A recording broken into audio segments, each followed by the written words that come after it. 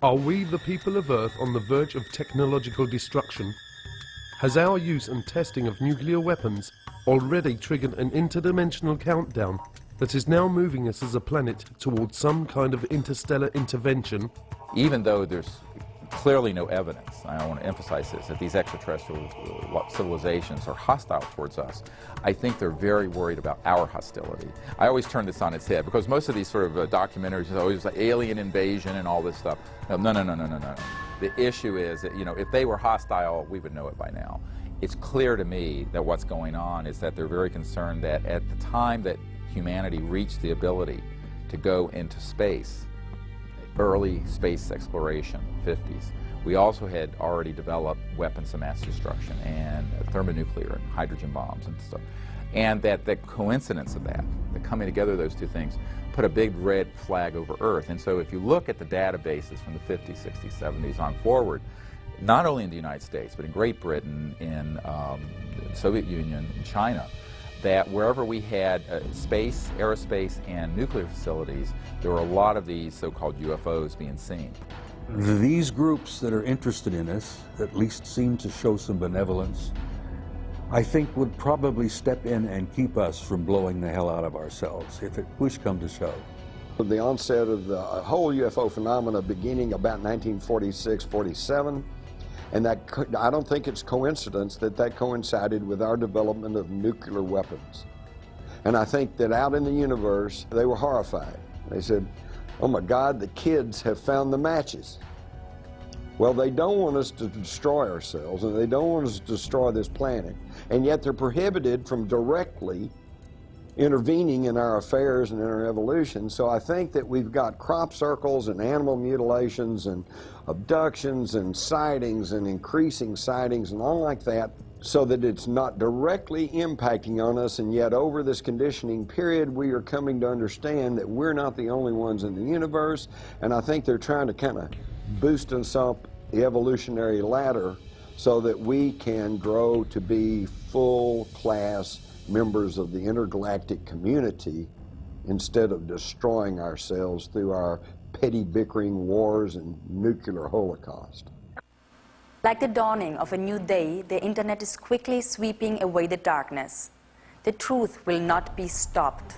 We're now seeing this wall of censorship cracking apart in the United States. Just recently we had a major TV network special, and I found it absolutely amazing because Peter Jennings of ABC just very matter-of-factly told a national audience that the Robinson panel of the 50s and the Operation Blue Book, Project Blue Book of the 60s were not really scientific-based investigations. They were just public relations efforts to try to get people not to be thinking about UFOs. So in other words, all you folks out there who are old enough to have seen all the newspaper reports on the Robinson panel and hear what Blue Book said, it's just hogwash. Never mind.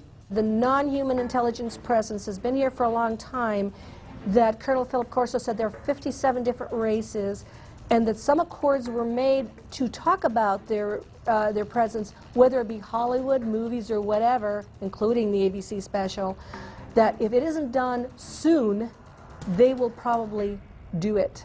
Extraterrestrials are not a national security issue.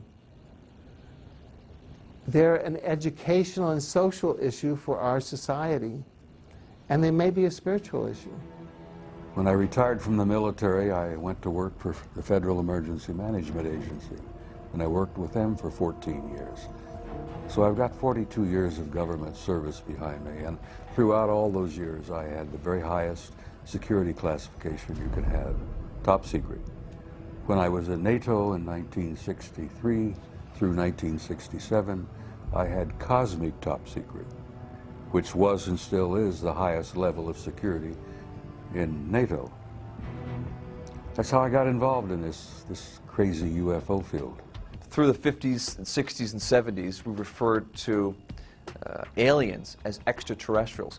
But now that science has been catching up with us to a certain degree, we have changed our definition of an alien.